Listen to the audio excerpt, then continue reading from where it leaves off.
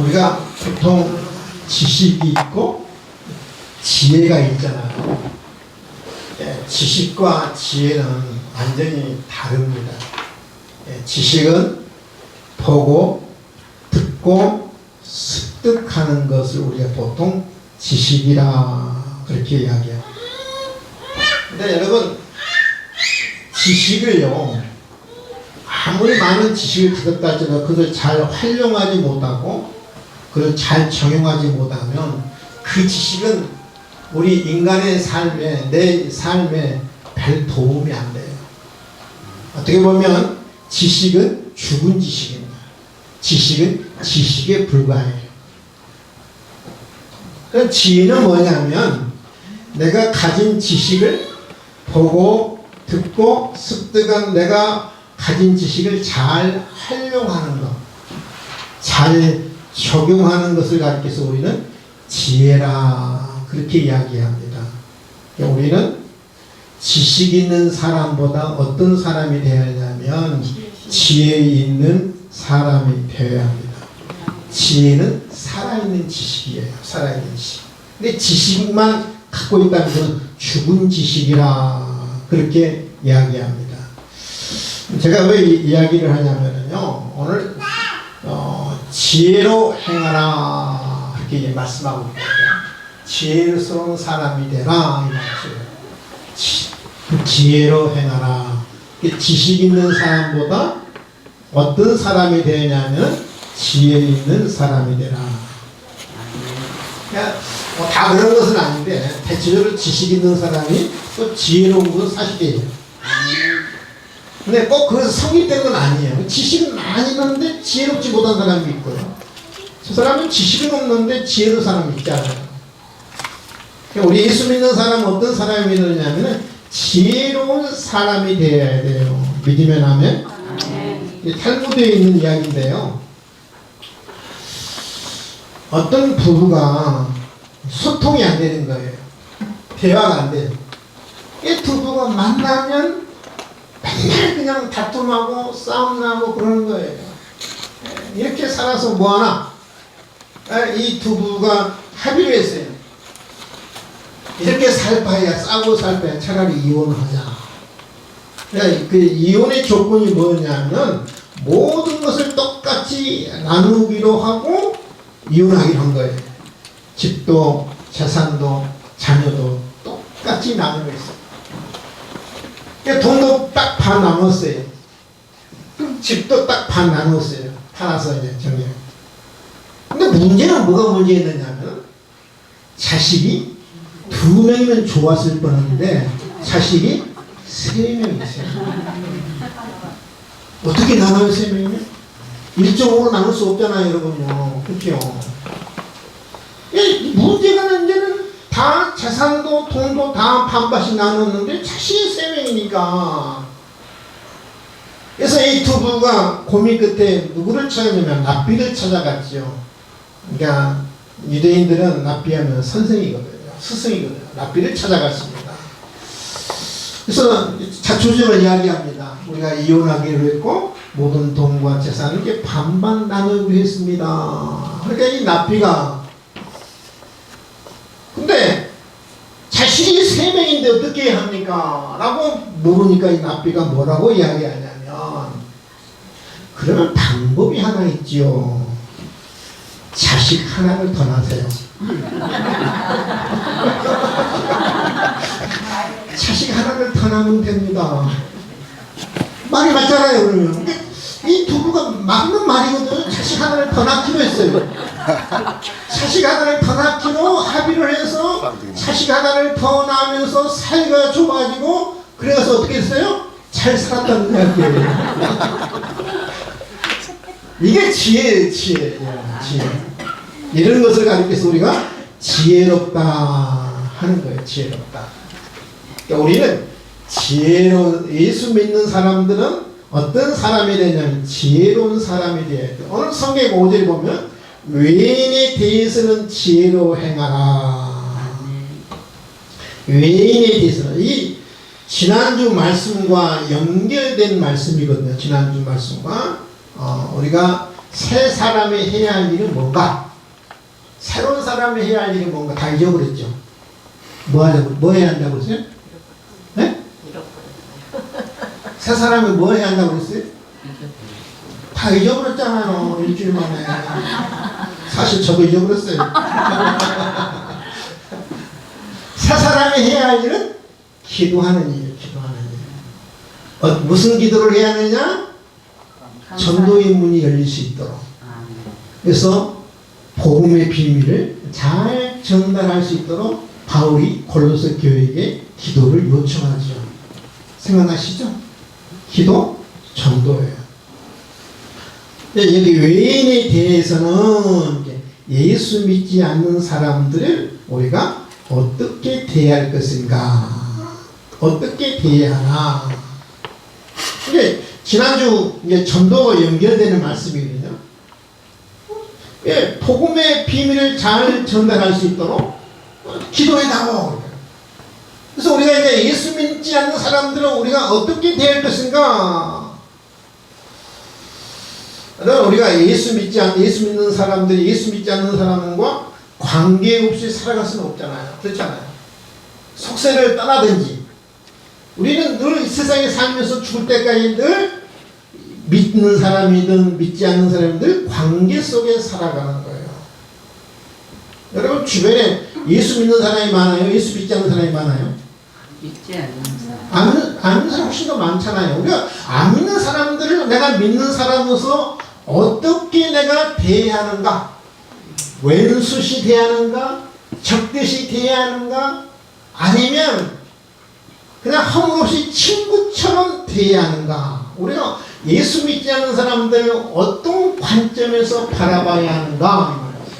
오늘 그 이야기는 외인에게 대해서는 예수 믿지 않는 사람은 우리가 어떻게 해야 하는가? 두 가지를 이야기해요. 첫 번째는 지혜롭게 행하라. 두 번째는 세월을 아끼라.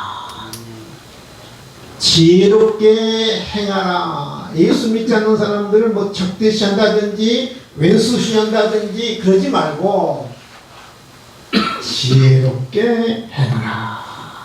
근데 우리가 예수 믿지 않는 사람은 우리가 어떤 대상으로 바라봐야 하냐면은 따라합시다. 전도해야 할 대상. 전도해야 할 대상으로 바라봐라. 우리는 여러분 안 믿는 사람들을 바라볼 때 그냥 아무 생각 없이 그냥 대하잖아요. 그렇죠? 그래야 하니? 그래요. 그냥 세상에 봐도 잘 살았네? 잘 살고 있네? 부대로 살고 있네? 공부 좀 많이 했네? 우리는 지금 자꾸 세상적인 관점에서 늘 바라보잖아요. 그렇게 대하고. 근데 바울은 그렇게 말하지 않고 있어요. 외인에 대해서는 지혜롭게 행하라. 전도의 대상으로 바라보라. 이게 전도의 대상으로 바라보기 때문에 우리가 그 사람들을 대할 때 지혜롭게 행하라. 그래, 지혜롭게 행하라. 지혜롭게 행하라. 지혜가 있어야 된다, 지혜가. 그 사람을 전도의 대상으로 바라봐서 그 사람을 전도하기 위해서는 우리가 지혜롭게 행동해야 한다, 지혜롭게. 우리 예수님도 여러분, 전도 보낼 때 뱀같이 지혜로라고 그랬거든요. 뱀같이 예수님도.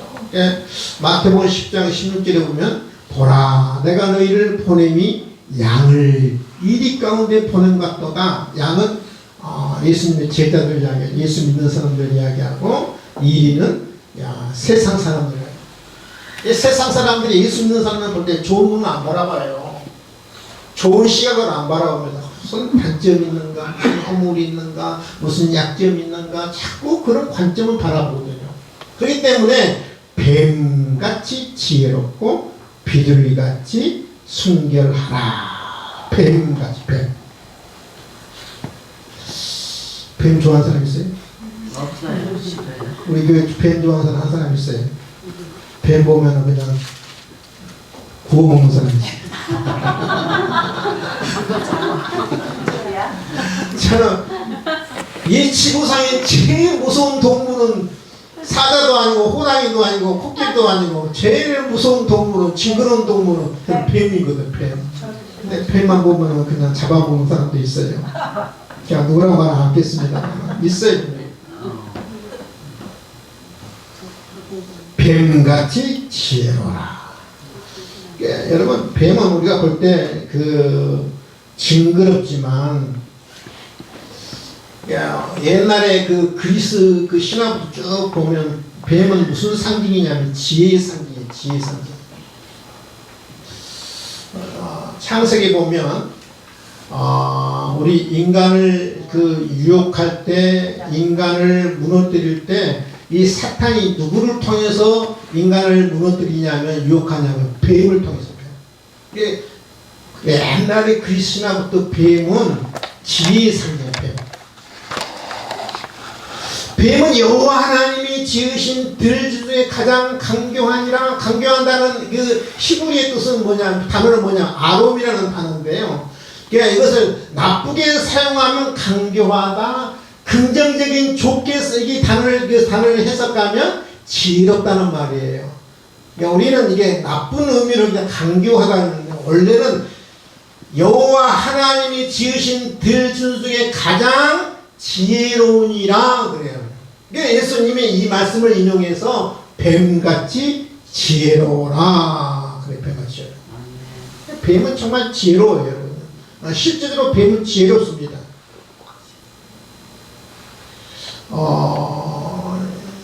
여러분, 그 뱀이요, 굉장히 감각이 예민한 동물이죠. 아주 후각이 뛰어나고요, 청각이 뛰어납니다. 뱀은 위기를 잘 극복하는 동물이에요. 임기응변에 뛰어난 동물이 바로 뱀입니다. 주변 사물을, 은폐물을 잘 이용해요. 여러분, 모든 동물들은요, 자기 어떤 목표물이 보이면 성공률이 별로 높질 않아요. 호랑이도 그렇고 사자도 그렇고 50%가 안 넘어요. 그리고 포식자들도. 근데 뱀은 어떤 목표물을 보면, 정했으면 성공률이요 거의 100%예요. 뱀은 못 치는 법이 없어요. 사자보다 호랑이보다 훨씬, 여러분, 그게 목표물을 보면 성공률이 높아요. 여러분. 왜 그러냐면 뱀은 지혜롭거든요. 은폐물을 잘 이용하고 후각과 청각을 잘 이용하고 놓치는 법이 없어요. 뱀은 굉장히 지혜로운 동물이죠. 그래서 여러분, 이 사탄이 누구를 이용하냐면 가장 지혜로웠던 뱀을 이용하는데요. 여러분, 뱀이 더 지혜롭냐? 사람이 더 지혜롭냐? 하나님이 처음 만들었던 그 아담과 하와가 지혜롭냐? 뱀이 지혜롭냐? 누가 더 지혜로우세요? 뱀이 지혜롭죠. 네? 뱀이 지혜롭기 때문에 사람을 넘어간 거죠. 네.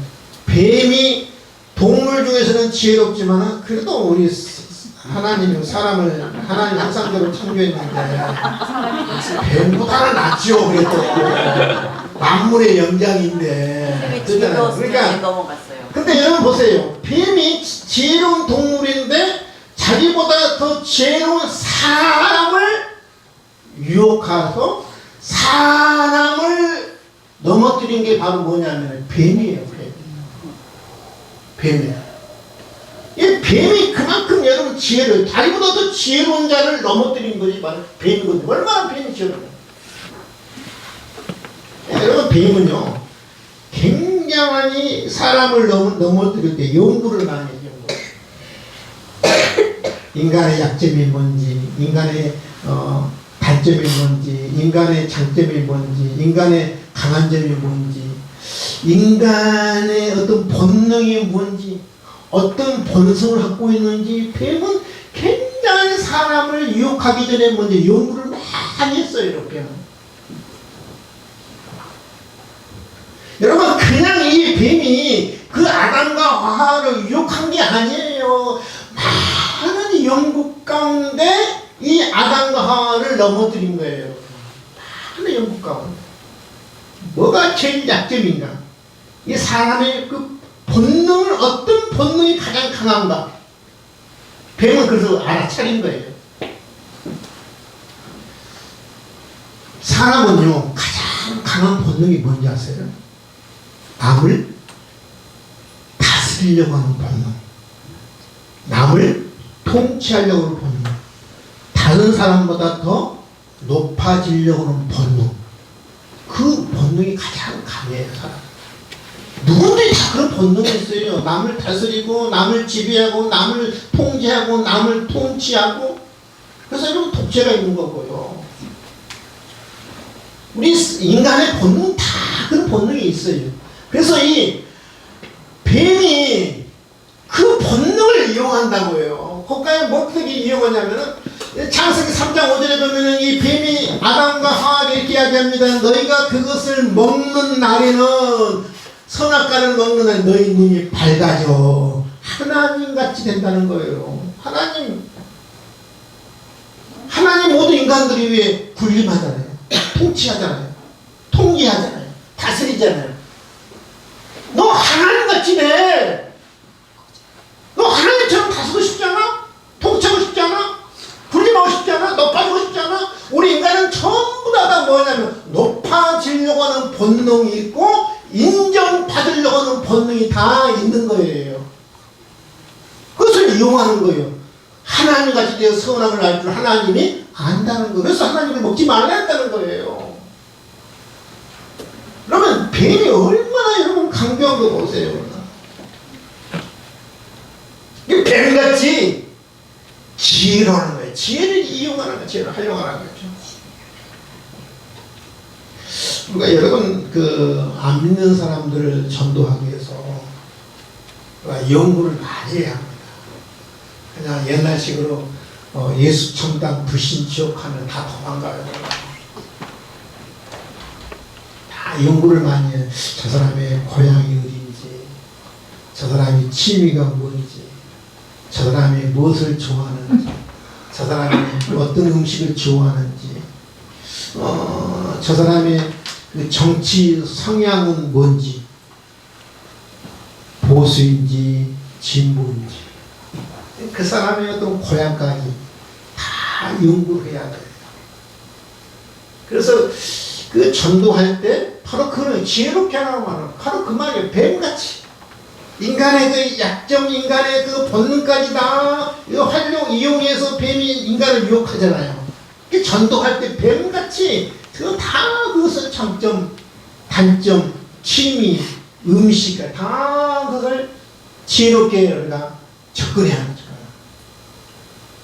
막무가내로 전도하면 안 돼요. 지혜롭게 해나가죠.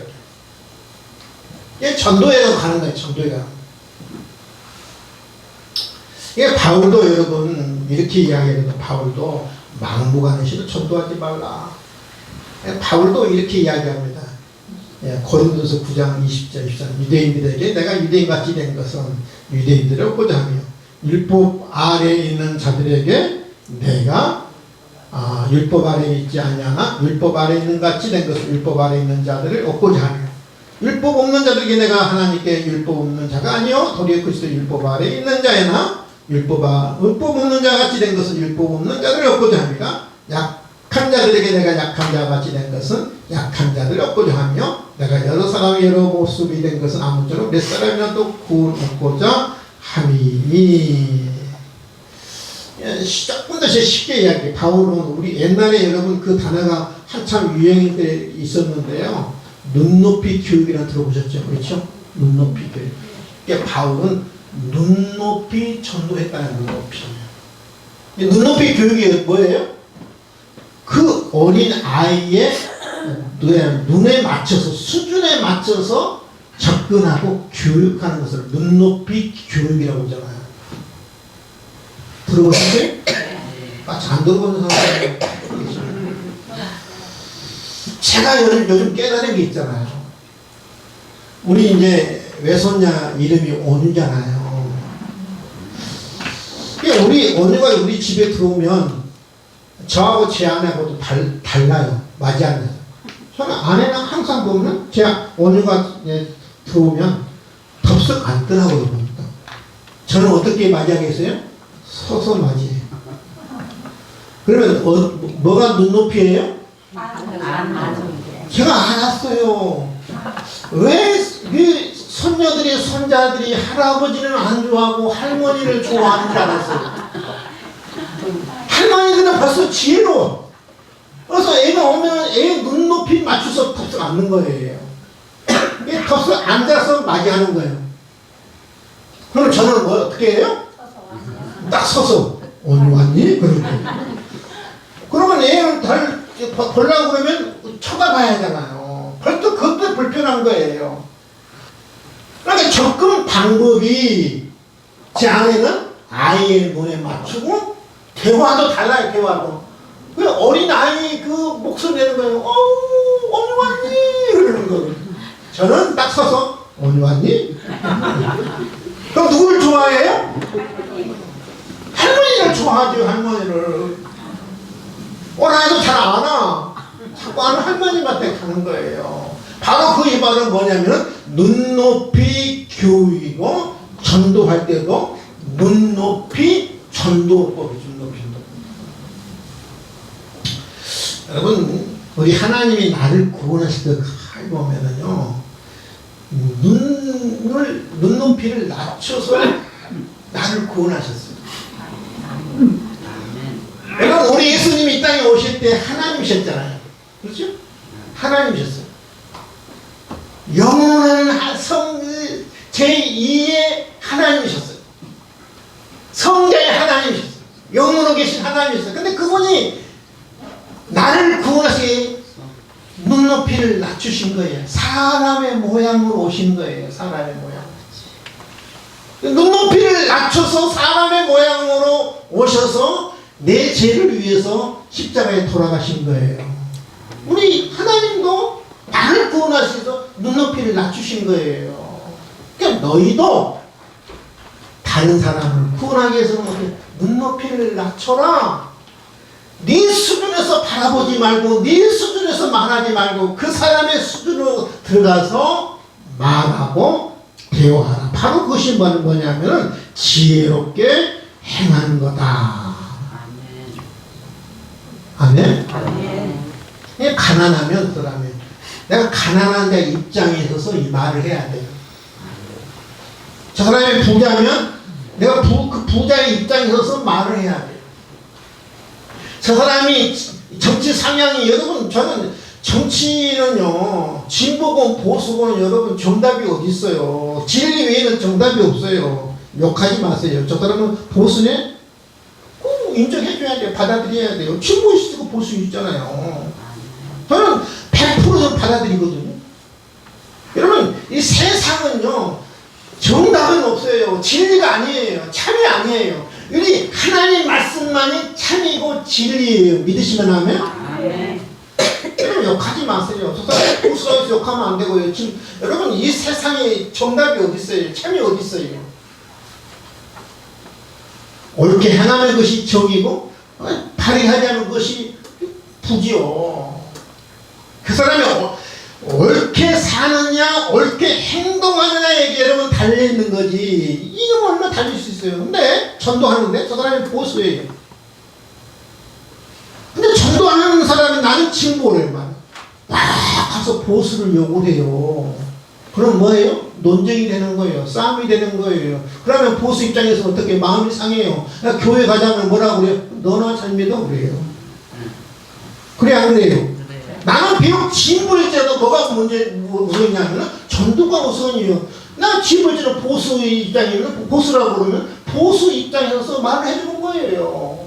마음 안 상했고 그 마음을 얻는 게 우선인 거예요. 아멘? 아멘. 근데 어떻게 전도하다가 막 싸워 막 열을 내 막 거품을 부어 그게 전도법이 아니라는 거예요. 그 사람의 수준의 눈높이에 맞춰서 대화하라. 대화하라. 믿으시면 하면. 그래서 성경은 이야기하는 거예요. 미련하게 어리석게 행하지 말고 지혜롭게 행하라. 지혜롭게 행하라. 눈높이에 맞춰서 말을 하고 대화하고 교제해라.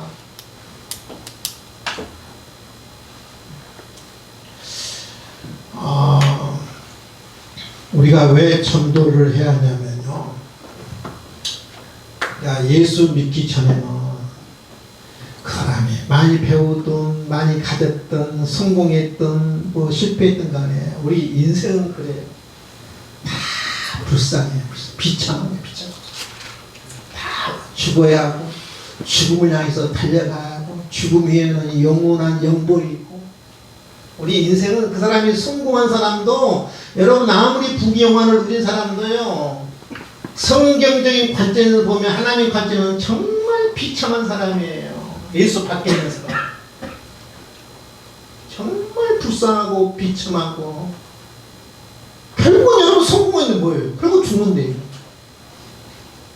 결국은 영원의 세계로 가는데 그게 무슨 인생의 의미가 있겠어요?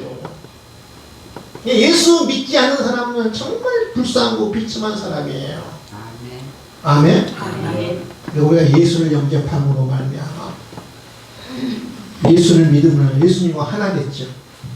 예수를 연합됐어요. 예수 안에 있어요. 그러니까 새 사람이 됐어요. 믿으시면 아멘? 아멘. 우리가 비참한 사람이 불쌍한 사람이 이제 어떤 사람이 됐느냐면요 아주 존귀한 사람이 된 거예요. 영광스러운 사람이 된 거예요. 축복의 사람이 된 거예요. 왜냐하면 하나님의 사람이 됐고 이제는 내가 영원한 천국을 향해서 가고 있거든요. 예수 믿지 않는 사람들은 그들이 알든 모르든 간에 그들이 영벌의 세계로 가고 있다 그러면 우리는 예수 안에 있는 사람들은 다 어디로 가고 있냐면 영원한 축복의 세계로 가고 있는 거예요. 여러분 이것처럼 복 있는 사람이 어디 있어요? 생각해 보세요. 우리가 왜 우리가 존귀한 사람이 되고 왜 우리가 영광스러운 사람이 되냐면 내가 예수 믿어서 내가 의롭게 살았어요? 아니에요. 내가 예수 믿어서 내가 거룩하게 살았어요? 아니에요. 여러분요. 예수님을 영접하고 예수님을 믿음으로 말미암아 예수님과 하나 됐어요. 예수님과 연합됐어요. 예수님의 의로움이 나한테 옮겨졌어요. 전가된 거예요. 예수님의 거룩함이 나한테 옮겨진 거예요. 그래서 내가 예수님의 의가 나한테 옮겨지고 예수님의 거룩이 내게 옮겨졌어. 내가 거룩한 존재가 되고 의로운 존재가 되고 내가 영광스러운 존재가 되고 존귀한 존재가 된 줄 여러분 믿을 수 있기를 바랍니다. 내가 의로워서 천국 가는 게 아니에요. 여러분요. 단지 하나님이 보내주신 당신의 아들 예수 그리스도를 영접함으로 말미암아 내가 이렇게 이제 영광스러운 축복의 영원한 세계로 내가 가고 있는 거예요. 믿으시면 아멘. 아멘. 그래서 우리가 이 진리를 알기 때문에 예수 믿지 않는 사람들을 보면 불쌍하고 보이고 비참하게 보이고 결국 죽을 것인데 영원한 이 불행의 이 영번의 세계로 가는 그 사람이 얼마나 불쌍하냐면 그래서 전도하는 거예요. 믿으시면 아멘. 아멘. 두 번째로 뭐라고 이야기하냐면 따라서 세월을 아껴라. 시간을 아껴라. 세월을 아껴라. 시간을 아껴라. 그렇죠? 본문에 그러잖아요. 외인에 대해서는 예수 믿는 지혜로 행하고 시간을 아껴라. 시간을 아껴라. 세월을 아껴라. 시간이라는 그 속성을 보면요, 특성을 보면요, 몇 가지 특성이 있어요. 제가 좀 설명하겠는데요. 시간은 큰 자원인데 어떤 자원이냐면 유형 자원이 아니라 무형 자원입니다. 그러니까 돈이라든지 뭐 부동산은 유형 자원이죠. 보이는 자원이라고 그러면 근데 이 시간은 보이지 않잖아요. 근데 시간이 있어요, 없어요? 있어요. 보이지 않는 자원이에요, 여러분. 우리는 자꾸 보이는 것만 있는 걸로 알고 있는데 보이지 않는 것이 훨씬 시간 안 보이잖아요. 영 안 보이잖아요, 여러분. 보이지 않는 것이 훨씬 산소 안 보이잖아요, 여러분. 보이는 것보다 보이지 않는 것이 훨씬 많은데 사람들은 보이는 것만 생각을 해요. 근데 보이지 않는 시간은 무형 자원이에요. 여러분 유형 자원이 귀하냐 무형 자원이 귀하냐면 사실은 무형 자원이 귀해요. 산소 안 보이잖아요. 산소 여러분 없어봐요. 5분도 못 살아요, 여러분. 그러잖아요. 산소는 무형 자원이지만 큰 자원이에요. 두 번째 시간 어떤 특성이냐면 모든 사람에게 공평합니다. 시간은. 여러분 우리 인간에게 하루 24시간을 주어졌잖아요.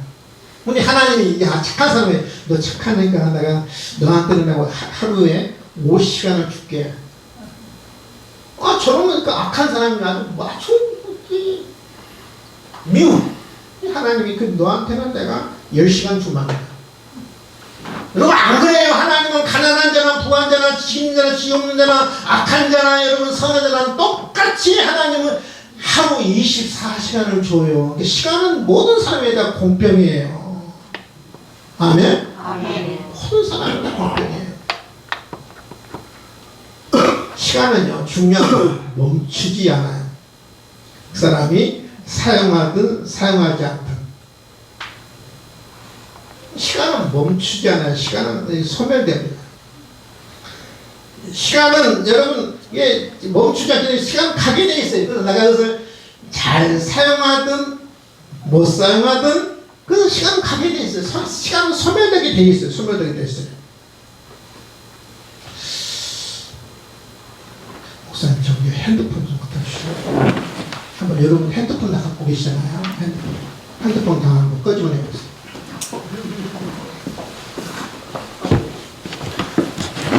핸드폰 꺼지면서 큰 소리로 하는 것을 여러분 끄시고 무음으로 해보세요. 근데 여러분 핸드폰 보면 이제 우측 위에 우측에 보면 상단 우측에 보면 배터리 몇 프로 남았다는 것을 나오죠. 저는 핸드폰 지금 저는 5% 남았는데요.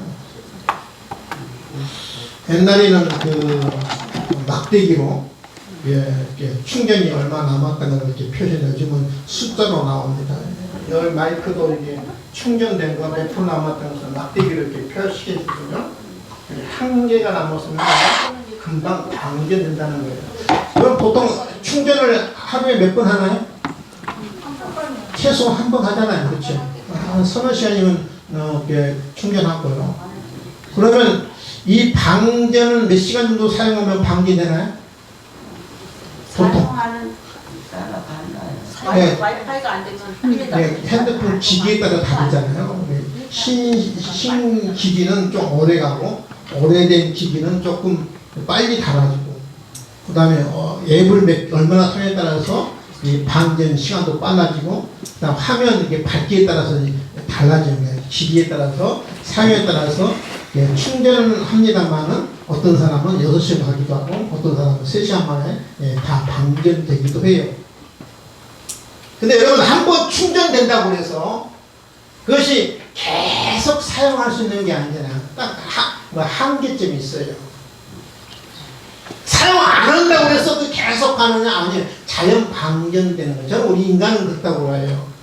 우리 인간은 우리가 각자에게 주어진 하나님의 시간이 있어요. 시간이 있어요. 여러분 1부터 처음에 100을 줬다고 그러면 여러분 지금 20% 남았습니까? 30% 남았습니까? 5%가 남았습니까? 한번 계산해 보세요. 정확하게는 알지 못하지만 우리 인생을 100으로 계산했을 때 여러분 몇 프로 남은 것 같아요? 오늘 아침에 어느 분이 저한테 그랬더니 목사님 오늘 예배 끝나고 조금 어머니를 위해서 기도해 주세요 계시더라고요. 그분은 제가 보니까 1%도 안 남았어요. 그냥 방전 직전에 있는 것 같아요. 제 느낌이 그래요. 여러분 우리 인생은 시간이 영원하지 않아요. 하나님의 각자에게 주어진 한계가 있어요. 한계가 있어요. 여러분 1% 남은 사람도 있을 것이고 나이하고 상관없어요. 제가 어제 장례 치렀거든요. 장례 시장에 갔다 왔는데 조문 갔다 왔는데 그분이 원래 어제 은퇴식이 있어요. 목사님 은퇴식인데 어제 장례식이 있어요. 어제 장례식. 그분이 제일 건강했어요. 우리 목사님들 모일 때만 제일 아픈 데 하나도 없어. 아픈 데. 근데 은퇴식 날 장례식이 있어요. 우리 인생은요 한계가 있어요. 한계가 있어요. 영원하지 않는 거예요, 여러분. 아멘. 시간은 멈추지 않아요. 계속 갑니다. 사용하든 사용하든 사용 안 하면 멈춤을 문화적에서 사용 안 해도 멈춰 계속 갑니다. 가는 것만큼 다 소멸합니다. 이것이 어떤 사람은 50분 남을 수도 있고 1%는 다 소멸되게 돼 있어요. 멈추지 않아요, 시간은요. 그러니까 여러분, 시간을 근다고 해서 저장할 수 있느냐, 아낄 수 있느냐, 전기처럼 아껴서 저장할 수 있느냐, 여러분 수돗물처럼 아껴서 저장할 수 있느냐.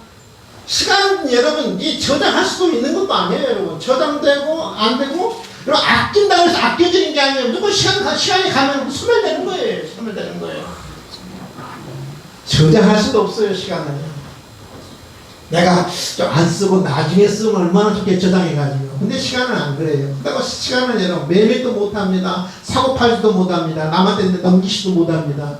그리고 한 번 시간은 가버리면 돌아오지 않는 게 시간이에요. 성경은 시간이 중요하다고 이야기합니다. 돈은 있다가도 없는 것이고 돌고 도는 게 돈이잖아요. 근데 시간은 여러분 한 번 지나가면 돌아오질 않아요. 여러분 시간은요. 이게 시간의 특성입니다. 다른 것은 다 살 수 있잖아요. 시간은 살 수도 없고 팔 수도 없어요. 저장할 수도 없어요. 멈추지도 않아요. 여러분 다 지나가면 다 소멸돼 버립니다. 그게 시간이에요.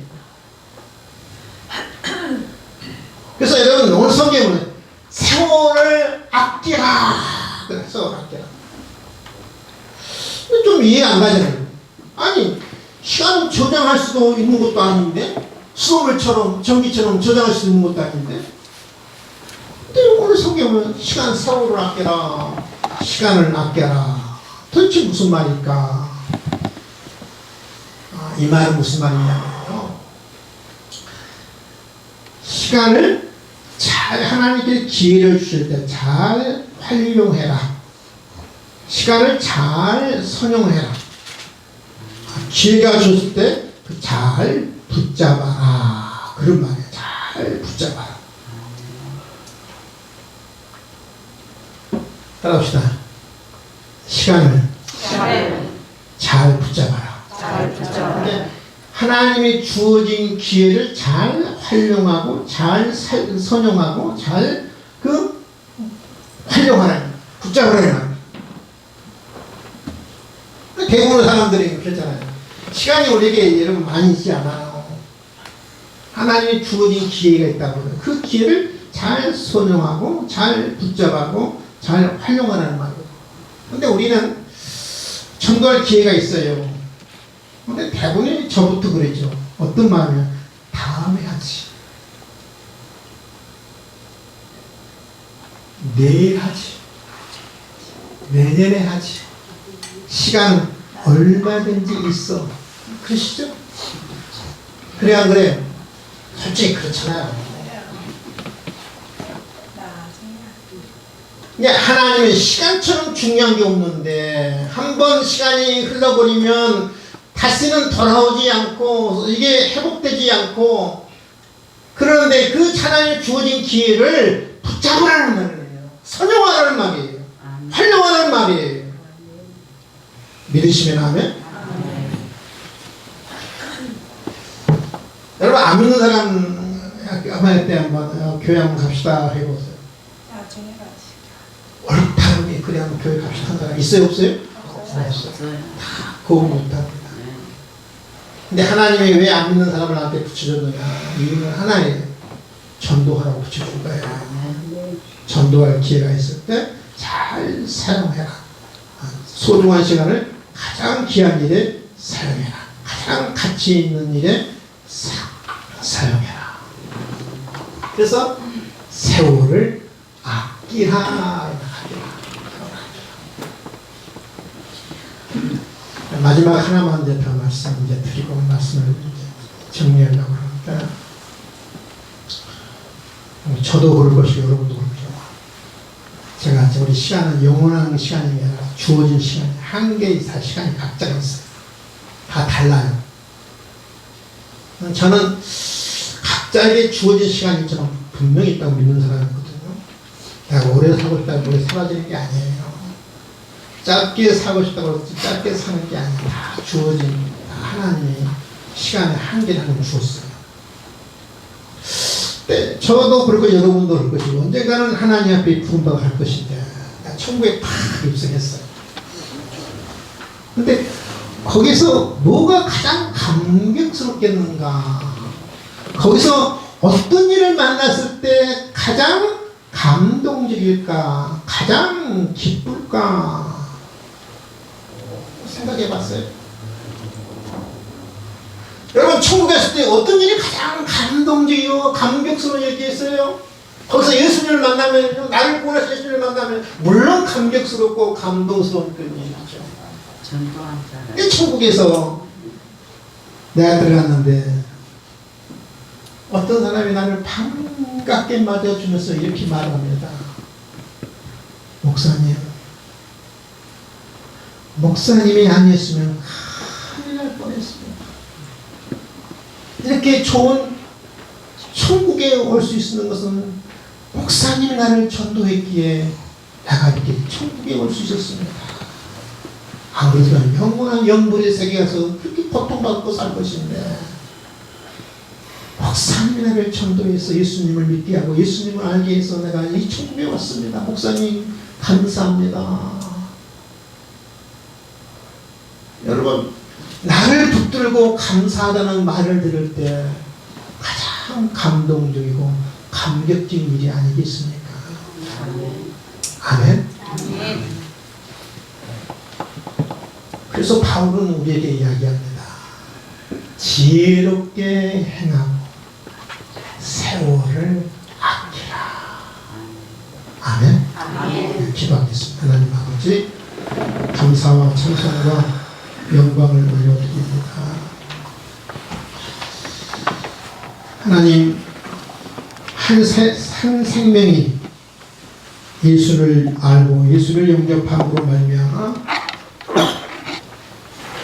구원을 받고 생명을 얻고 천국에 간다는 사실이 얼마나 놀랍고 얼마나 귀한 일인지. 정말 예수를 알기 전에 내가 비참한 사람이었습니다. 불쌍한 사람이었습니다. 참으로 영원한 영벌의 세계에 들어갈 참으로 비참한 사람이었습니다.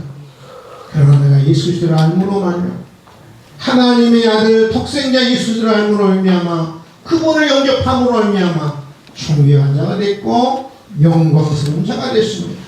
천국의 자녀가 됐습니다. 하나님의 백성이 됐습니다. 하나님 얼마나 놀라운 은혜고 얼마나 놀라운 축복인지요. 이 영광 이 축복을 나 혼자만 누리는 것이 아니라 아직도 예수를 모르는 많은 주변의 사람들이 있는데 그래도 그들에게도 하나님의 아들 되신 예수 그리스도를 전하고 믿게 하고 영접하게 하는 말미암아 내가 누리는 그 영광, 내가 누리는 그 존귀함, 내가 누리는 그 하나님의 축복을 다 함께 누릴 수 있도록 하나님 믿지 않는 사람들 외면하는 것이 아니라 적대시한 것이 아니라 원수시한 것이 아니라 지혜롭게 행하게 하시고 주어진 기회를 잘 붙잡고 선용하고 활용할 수 있도록 하나님 저희들에게 은혜와 믿음을 더해 주시옵소서. 감사하며 예수님의 이름으로 기도하옵나이다. 아멘.